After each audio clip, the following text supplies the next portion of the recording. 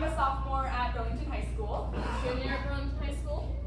And, dear audience, when you were doing your English homework in high school, did you get frustrated with endless soliloquies, rhymes, dense and confusing language? Did you ever just wish you could fight Shakespeare? We have. And we love Shakespeare. Well, instead of fighting with Shakespeare, how about we explore some of the Bard's greatest fight scenes from 9 of his works? Exits are obviously the one you came in, and there is one backstage as well. The bathrooms are also back there. This show does not have an intermission. It's roughly an hour long. We did this mostly by ourselves. Woo!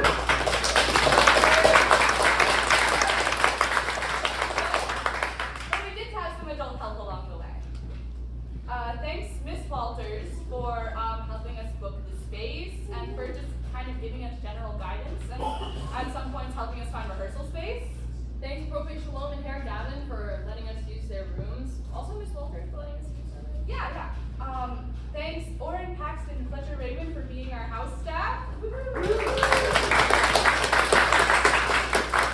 last but not least, thanks, Alex Dalton, for his generous donation.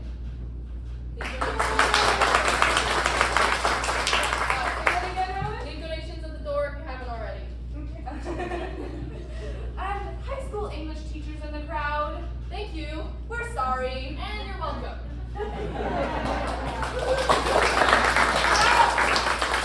Without further ado, we're gonna do what to do.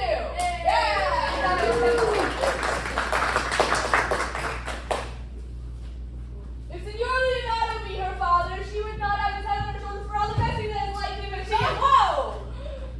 I wonder that you will still be talking, Senor Benedict. Nobody marks you. What, my dear Lady Disdain? Are you yet living? Is it possible that Disdain should die while she has such a meek who to be as Senor Benedict? Courtesy itself should convert to Disdain if she come in your presence. Then his courtesy turned come. But is certain I am loved of all ladies, only few excepted. And I would I could find in my heart that I had not a hard heart, for truly I love none. A dear happiness to women, else they would have been troubled with a pernicious suitor. I thank God in my cold blood I'm of your humor for that. I'd rather hear my dog bark at a crow than a man swear that he loves me. Thank God keep your ladyship still in that mind, so some gentleman or other shall escape a predestinate scratched face. Scratching your face could not make it worse, and for such a face as yours were. Then you are a rare parrot teacher. A bird of my tongue is better than a beast of yours. I would my horse had the speed of your tongue, and so good a continuer. But keep your way. I, in God's name, I have done. You always end with a jade trick. I know you of old. Senor Benedict!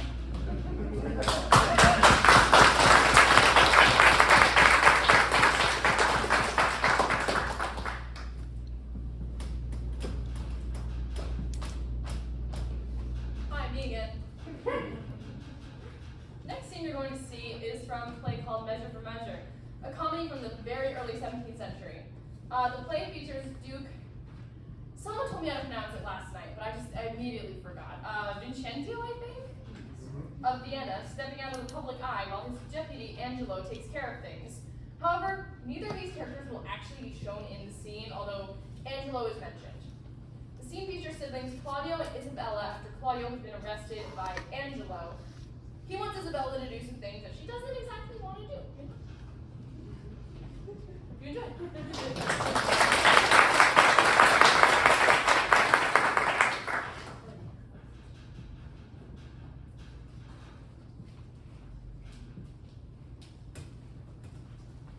Now, sister, what's the comfort? Why, as all comforts are, most good indeed. Lord Angelo, having affairs of heaven, intends for you his swift ambassador, where you shall be in everlasting leisure.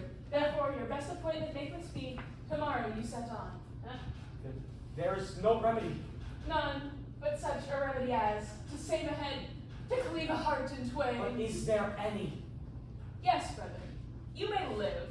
There's a devilish mercy in the judge, if you implore it, that will free your life, but fetter you until death. Perpetual durance. I just perpetual durance, a restraint, though all the world's festivity you had to a determined scope. But in what nature? In one such as, You consenting to it would strip the honor from that trunk you bear and leave you naked. Let me know the point. Oh, I do fear thee, Claudio, and I quake lest thou a feverous life shouldst entertain, and 6 or 7 winters more respect than a perpetual honor. Darest thou die? The sense of death is most in apprehension, and the poor beetle that we tread upon in corporal sufferance finds a pang just as great as when a giant dies. Why give you me this shame?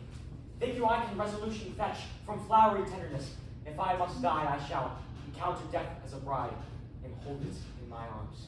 There spake my brother, there from my father's grave did utter forth a voice. Yes, thou must die. Thou art too noble to conserve a life in base appliances. This outward sainted deputy, whose settled visage and deliberate word nips youth in the head and follies doth the new as falcon doth the fowl, is yet a devil, his filth within being cast. He would appear upon his deepest hell. Oh, the Prenzi Angelo! Oh, 'tis the cunning livery of hell, that damns body to invest and cover in frenzy guards. Dost thou think, Claudio, if I would yield him my virginity, thou mightst be free? Oh, it cannot be! Yes, he would give it thee, and from this rank offense so to offend him still.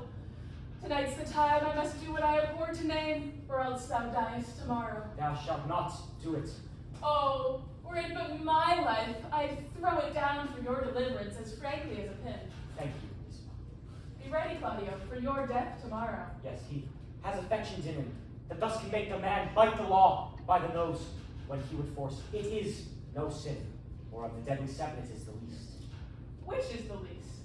Well, if it were damnable, he being so wise, why would he, for the momentary trick, be so perdurably fine? Oh, Isabel! What says my brother? Death is a fearful thing. An ashamed life, a hateful.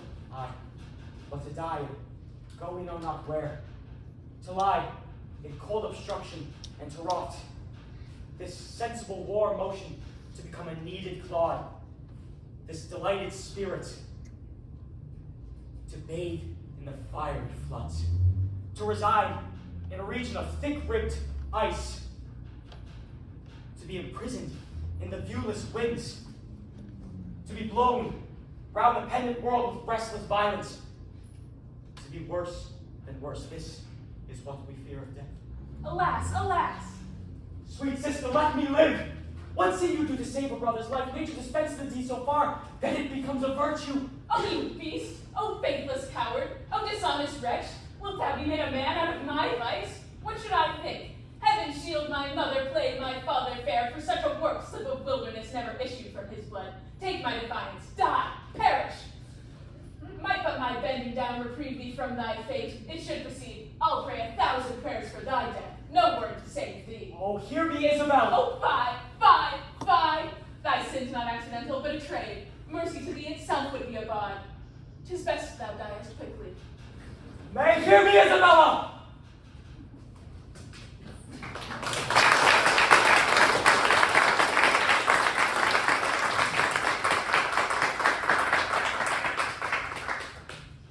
Well, that was intense. Okay, our next scene features a young King Henry V as he leads his men in one last desperate charge against the French.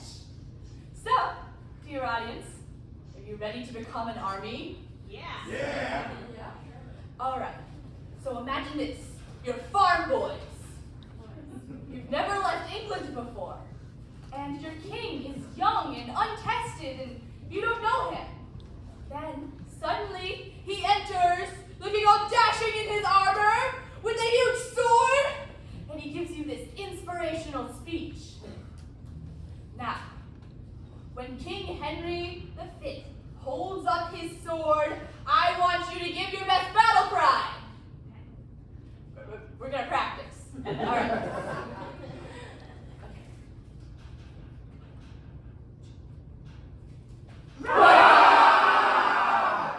Oh, that was weak. Last night did way better. You don't want those people to beat you, do you? No. No, we're gonna try it again.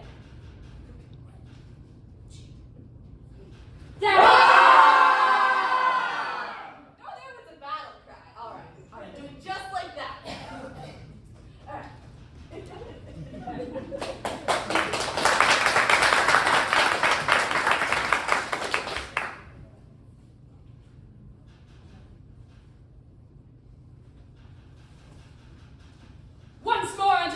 dear friends, once more, or close up the wall with our English dead. In peace, there is nothing so becomes a man as modest stillness and humility. But when the blast of war blows in our ears, then imitate the action of the tiger. Stiffen the sinews, summon up the blood, disguise fair nature with hard-favored rage, then lend the eye a terrible aspect. Let it pry through the portage of the head like the brass cannon. Let the brow overwhelm it as fearfully as doth the galled rock overhang and juddy its confounded base, swilled with the wild and wasteful ocean. Now set the teeth and stretch the nostril wide. Hold hard the breath and bend up every spirit to its full height. On, you noblest English, whose blood was fetched from fathers of war-proof. Fathers that, like so many Alexanders, have in these parts from morn till even fought and sheathed their swords for lack of argument. Dishonor not your mothers. Now attest that those whom you called fathers did beget you. Be copy now to men of grosser blood and teach them how to war. And you, good yeomen, whose limbs were made in England, show us here the mettle of your pasture. Let us show that you are worth your breeding, which I doubt not, for there are none of you so mean and base that hath not noble luster in your eyes. I see you stand like greyhounds in the slips, straining upon the start. The game's afoot. Follow your spirit, and upon this charge, cry, God for Harry! Roar! England! Roar! And St. George!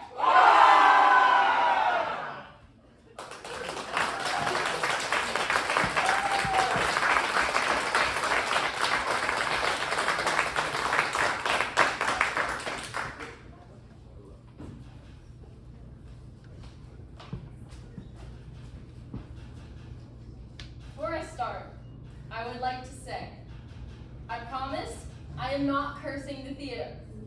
It's okay if you're doing the show. This is mostly to convince myself. Hopefully nothing will go wrong here. This scene is from a show that you in the theater scene may know as Cursed. You would think that having to say this in the dress rehearsal and in last night's performance would make it easier, but it really doesn't. Macbeth. In the scene, Lady Macbeth receives some very special news from her husband and wants him to kill the king. However, our favorite Lord Macbeth is having a few doubts. It's a little less soap opera-y than I'm describing. I'm describing it. Soap opera-y. You get the gist. All right.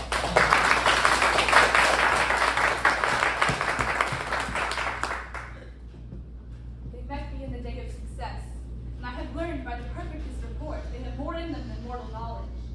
When I heard they desired to question them further, they made themselves air into which they vanished. And I stood wrapped in the wonder of it came misses from the king, who while held me in a cawdor, by which title before these mute sisters saluted me, and referred to me as the coming on of time with Hail, King that shall be! This have I thought good to deliver thee, my dearest partner of greatness, that thou mightst not lose the juice of rejoicing by being ignorant of what greatness is promised thee. Lay it to thy heart. Farewell. Lambs thou art, and Cawdor, and shalt be what thou art promised. But I do fear thy nature. Is you full of the milk of human kindness?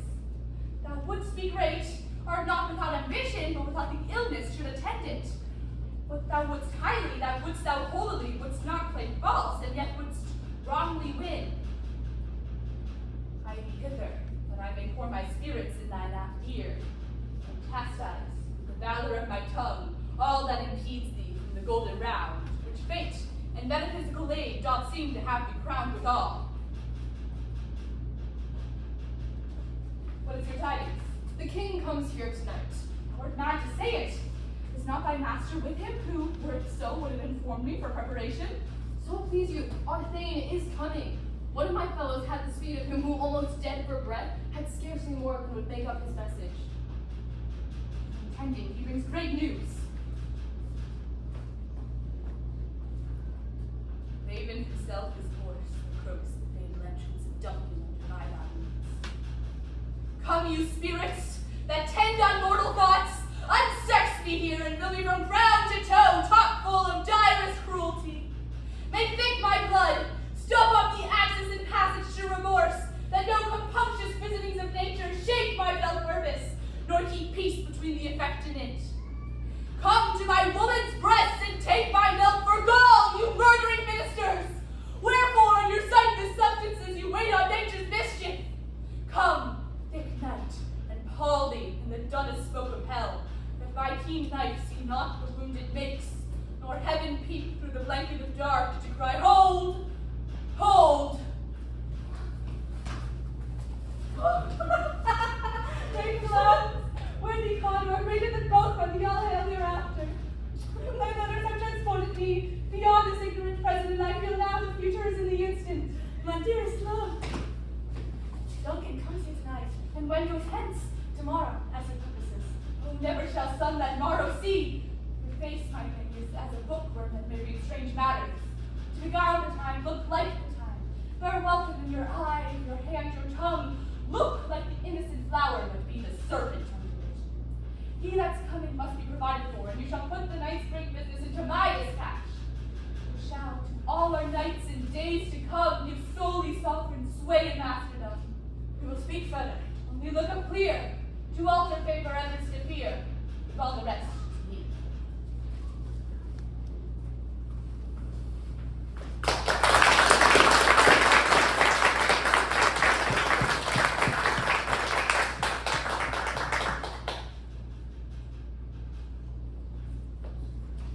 Nice meeting you here. We've all heard of Romeo and Juliet, right? Thank you. The show probably doesn't need that much introduction.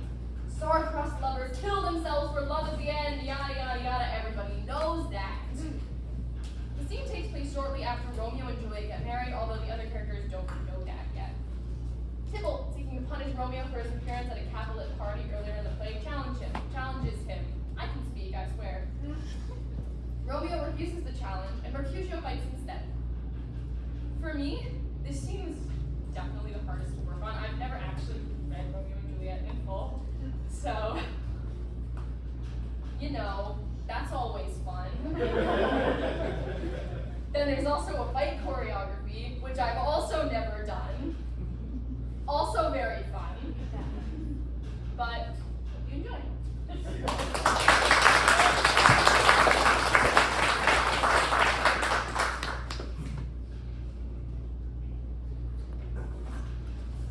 Gentlemen, could you bring a word with one of you?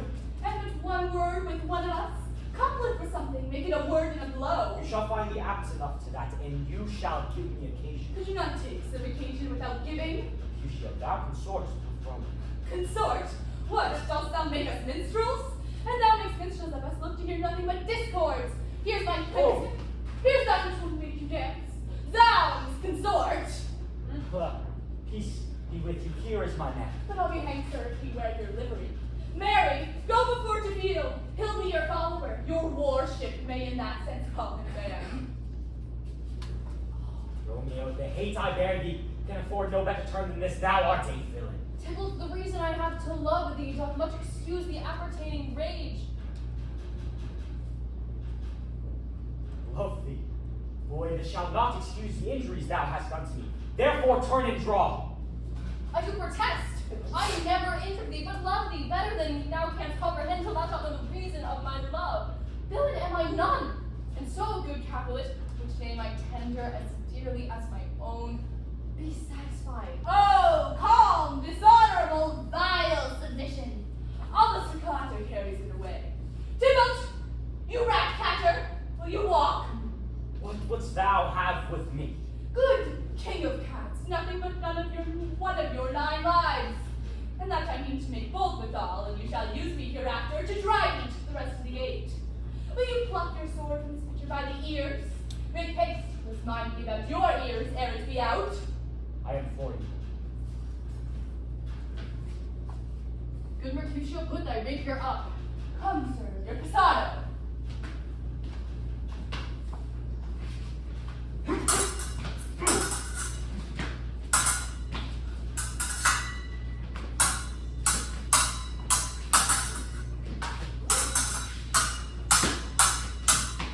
Gentlemen, hold! Forbear this outrage! Hold him! Good Mercutio! I am hurt. Take both your houses, I am sped.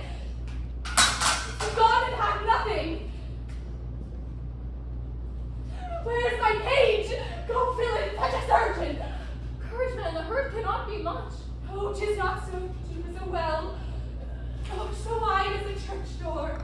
But 'tis enough. 'Twill serve. Ask for me tomorrow, and you shall find me a brave man. I am covered, I warrant, for this world. Hounds, a dog, a rat, and mouse and cat to scratch from head to death. A braggart, a rogue, a villain that fights by the book of arithmetic. When the devil came in between us, I was hard under your arm. I thought hope for the best. Think of both your houses. They have made worms meat of me. I have it. And sounded too. Your houses.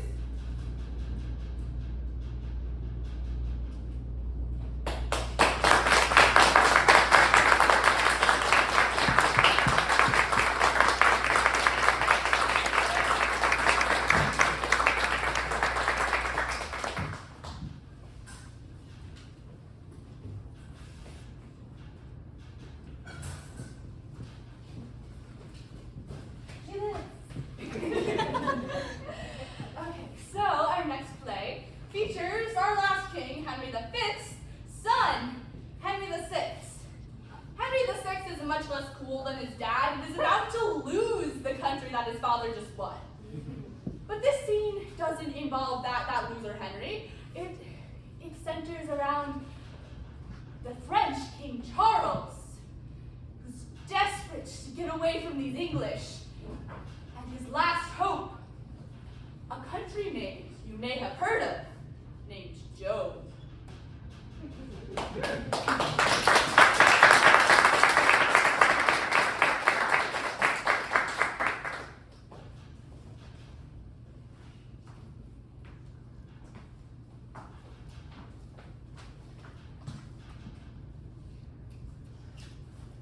Toufon, I am by birth a shepherd's daughter, my wit untrained in any kind of art. Heaven and our Lady gracious hath deemed to shine on my contemptible estate, and lo, whilst I waited on my tender lambs into sun's parching heat displayed my cheeks, God's mother deigned appear to me, and in a vision full of majesty willed me to leave my base vacation and free my country from calamity. Her aid she promised, and assured success, in complete glory she revealed herself. Ask me any question now you canst possible, and I shall answer unpremeditated. My courage try my combat if thou darest, and thou shalt find I exceed my sex. Indeed, thou shalt be fortunate if you receive me for thy warlike mate. Thou hast astonished me with thy high terms. Only this proof I'll of thy valor make. In single-hand combat, thou shalt buckle with me. And if thou vanquish, thy words are true. Otherwise I renounce all confidence. I am prepared. Here's my keen-edged sword, decked with 5 fleurs-de-lis on each side, the which, at Touraine, in St. Catherine's churchyard, out of a great pile of old iron I chose for.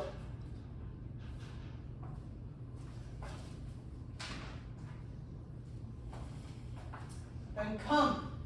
O God's name, I fear no woman. And while I live, ne'er shall I fly from a man.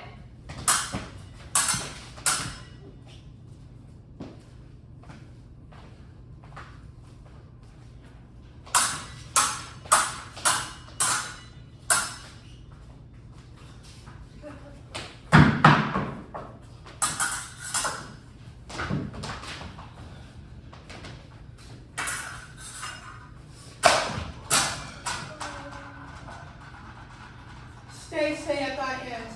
Thou art an Amazon that fightest with the sword of Deborah. Christ's mother protects me, else I were too weak. Whoe'er helps thee, 'tis thou that must help me. And patiently I burn with thy desire. My heart and hands thou hast at once subdued.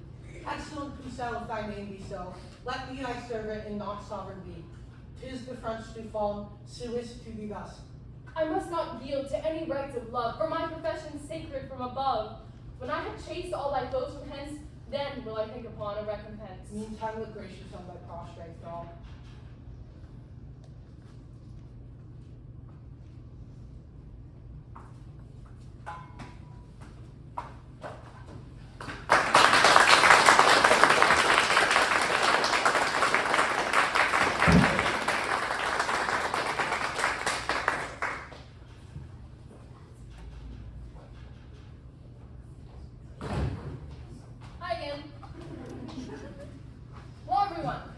welcome back to Macbeth. In today's episode, our favorite theme of blondes and Condors having doubts about whether to kill the king, and his wife doesn't like that. The scene's actually only a little bit after the first in terms of the original play, so it's not too much of a jump. Shouldn't be too confused. Hope you enjoy.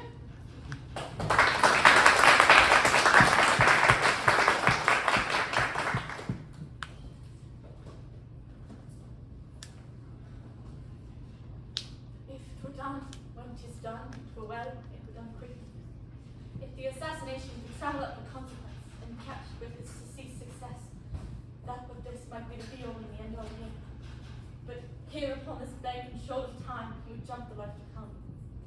But in these cases, we still have judgment here that would teach bloody instructions, which, being taught, return to plague the inventor. This even-handed justice commends the ingredients of our poisoned chalice to our own lips. He's here in double trust. First, as I'm his subject and his kinsman, strong both against the deed. Then, as I'm his host, who should against his murderer shut the door and not bear the knife myself.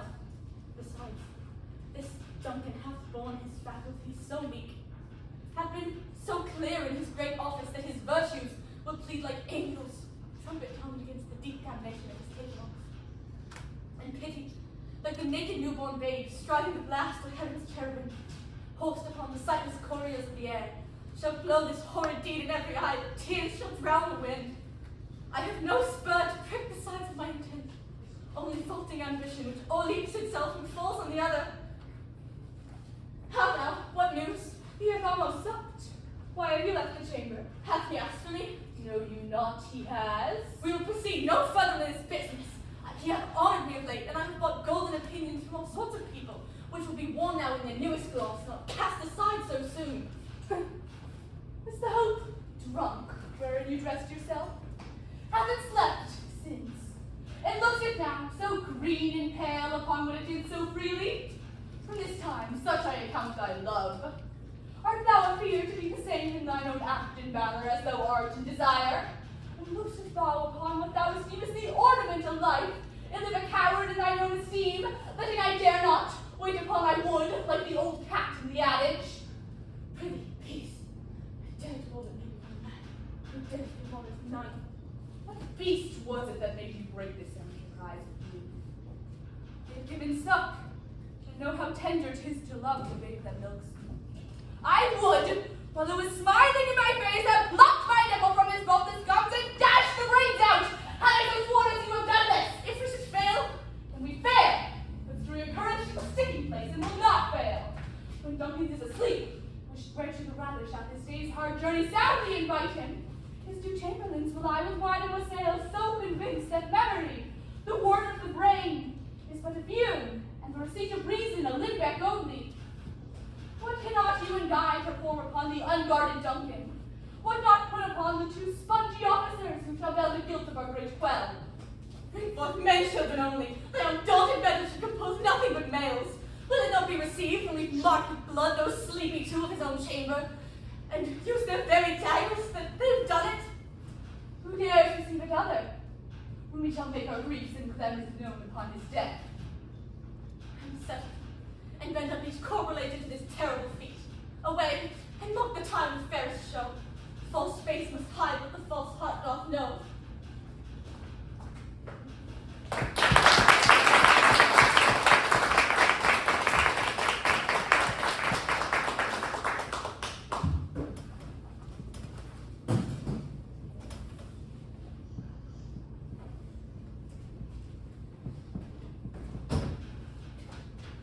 Well, that was kind of a downer. So how about we lighten the mood with some magic tricks? Now for this trick, I need an audience volunteer. Okay.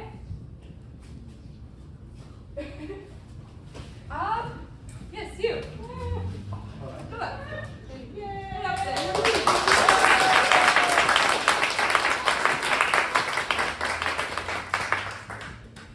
Hello? Hello.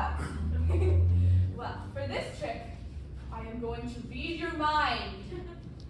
Now, can you confirm that I did not talk to you about this before the performance? Not at all. Here it is right now.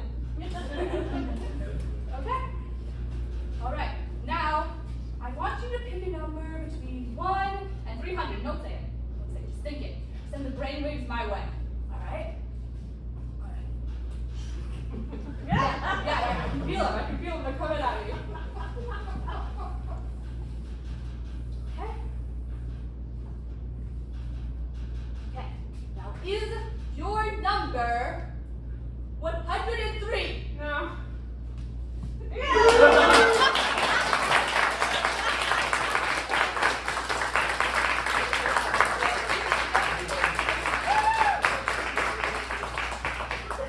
You've got a mind connection now. Alright. Now I really have this yellow legal pad because Hamlet is kind of complicated and I want to make sure you all have the context for this next scene. So we got Hamlet, right? He's the Prince of Denmark. And Hamlet's dad is dead. So he appears to him as a ghost. Yes, it looks like a Pac-Man ghost, I'm aware. Okay. So Hamlet's ghost dad says, Hamlet! Sorry I named you Hamlet, by the way, that's kind of a weird name! But kid, your uncle murdered me! And Hamlet says, oh no! Yeah, what should I do about that, Dad? And Hamlet's ghost dad says, well, I don't know, how about you avenge my death and kill him or something? And Hamlet's like, alright, I see no issues with this. I'm A-okay with murder. And so Hamlet's like, I have a great plan. I'm gonna act insane so that maybe Claudius, the uncle, will like confess to the crime or something. I don't know. I haven't thought this through at all. So Hamlet starts acting insane, right? And so Hamlet's poor mom Gertrude, the Queen of Denmark, who has married the uncle, the murderous one, is very, very concerned about him. And she and family friend / servant Polonius doesn't get a hat, she and family friend Polonius decide to stage an intervention for Hamlet. What does Hamlet do instead of accepting help?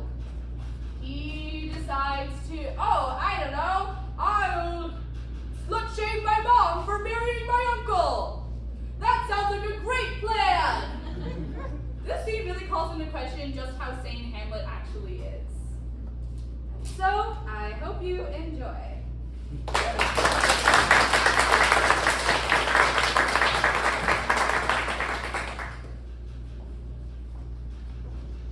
He will come straight. Look, you lay home to him. Tell him his prince have been too brought to Berlin, and that your grace hath screamed and stood between, much eaten him. I'll silence me ever here. Pray you be round with him. Father! Father! Father! I'll warn you. Fear me not. Withdraw. I hear him coming.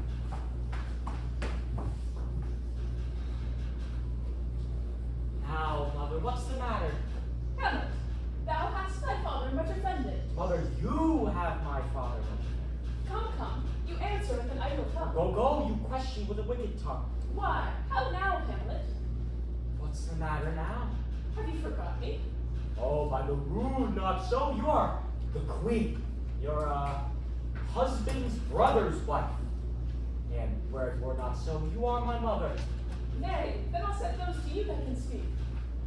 Come, sit you down! You shall not budge! You go not till I set you up a glass, where you may see the inmost part of me. What wilt thou do? Thou wilt not murder me? Help! Help! What ho? Help! How now, a rat? Dead for a ducat dead! Oh, I am slain! Oh, me, what hast thou done? Nay, I know not, is it the king? Oh, what a rash and bloody deed this is! Rash and bloody deed. Almost as bad, good mother, as kill a king and marry with his brother. As kill a king? Aye, lady, it was my word. Thou wretched, rash and dreaming fool, farewell. And took me for thy wretched, take that fortune. Thou findest to be busy is some nature. Leave ringing in your hands, peace! Sit you down! And let me wring your heart, for so I shall. If it were made of penetrable stuff, if the damned custom had not brazen itself, to be proof and bulwark against sense. Oh, what have I done that thou darest wag thy tongue me. Such an act, that it blurs the grace and blush of modesty. God, virgin hypocrite, takes off the rose from the fair forehead of an innocent love and sets a blister there. Sweet religion makes a rhapsody of words. Heaven's face does glow o'er the solidity and compound mass with heated visage. What you say to that? I mean, what act that roars so loud and thunders in the index? Look here, upon this picture, and on this, the counterfeit presentment of two brothers. Look what grace was seated on this brow. A combination and a form indeed, where every god did seem to set his seal on this man, to give the world assurance, this was your husband. Now look at what follows. Here is your husband, like a mule to ear, blasting his wholesome brother. Have you eyes? Could you, on this fair mountain, leave to feed and batten on the smart? Have you eyes? You cannot color glove, for at your age the hating of the button is tame. It's humble and waits for judgment, but what judgment steps from this to this? What devil was it that closed at these, at the hoodman's blind? Eyes without feeling, feeling without sight, hands without ears or eyes, smelling sands all, or but a sacred part.